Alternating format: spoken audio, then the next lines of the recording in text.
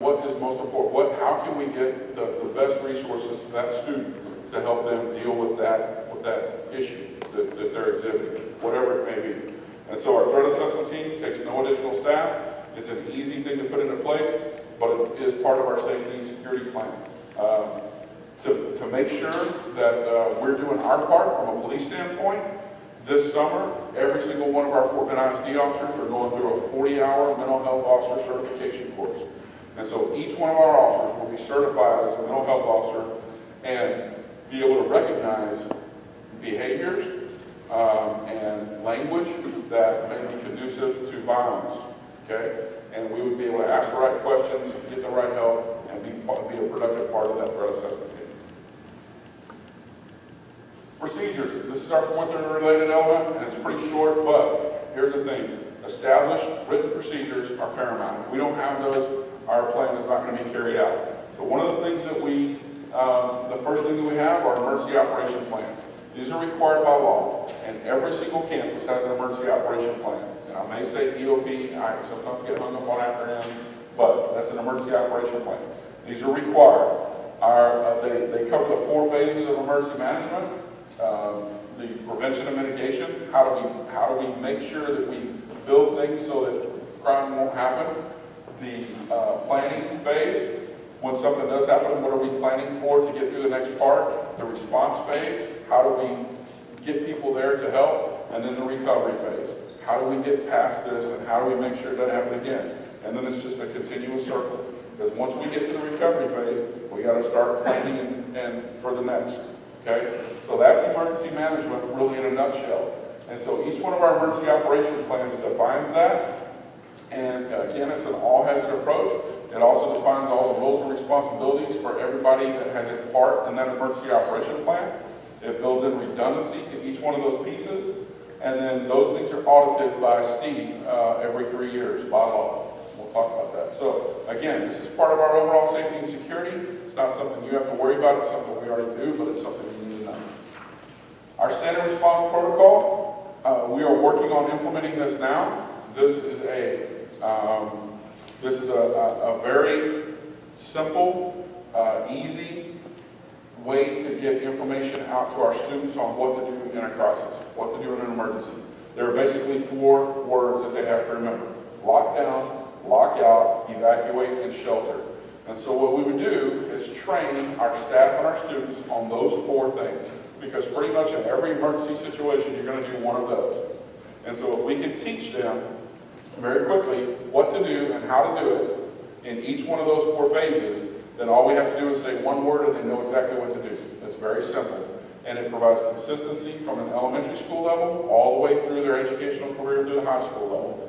All the teachers hear the same thing. They're trained the same way. And the best part is, it's free. So the information is on the internet. This was designed by a father from Platte Canyon High School in Colorado, whose daughter was taken hostage in a school, and she was killed during the school day.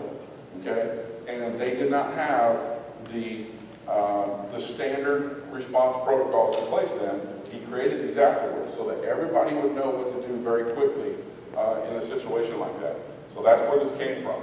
Very, very important, and it's easy to put in place. No additional staff is necessary. Safety and security audits. Again, each one of our emergency operation plans has to be audited by law every 3 years.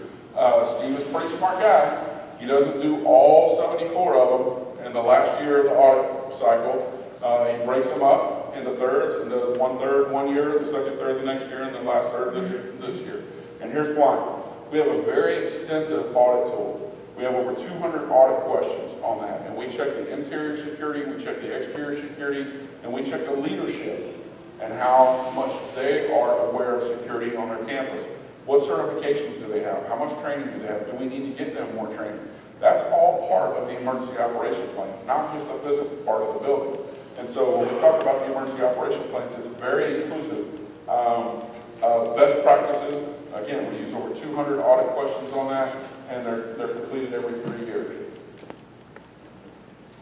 And so now, I will turn it back over to Beth for her to talk about the community engagement piece. Thank you. Like I said in the beginning, your voice is critical. The voice of the community is critical as we move forward in this planning process. We've presented to several stakeholder groups already. We still have a couple of steps to go, taking that input back to the steering committee and then back to the board for information, and then to the board for a recommendation to adopt the proposal, which will serve as a guide as we move forward and plan and correct some actions, put some options in place for safety and security for our students. After tonight's meeting, we're going to put that link out to the community, but tonight we need for you to first provide your individual input. So a survey is coming around. You can just use a pencil. We have pencils too, or a pen, doesn't matter. We're going to score these by hand or put these into the system by hand. As you rank your opinion, please remember what Chief said about the 40,000-foot view. Don't think about it as Bowie Middle School or Pecan Grove Elementary or Travis High School. Think about it in terms of the whole district. So as a standard for the whole district, what impact does each one of those interrelated components have on the safety and security of students and staff? Don't get caught up thinking, oh, but my school doesn't have a fence, or this school needs a fence more than this school. Think about it in terms of a consistent standard across the district. Okay? You'll answer these questions by yourself right now. It'll take you about 8 minutes, but I'll check on you to see if you need any more time than that. And then we'll come back to large group and have some discussion and come to consensus around the same items. Anyone have any questions that I can help to clarify before we start? All righty, thank you.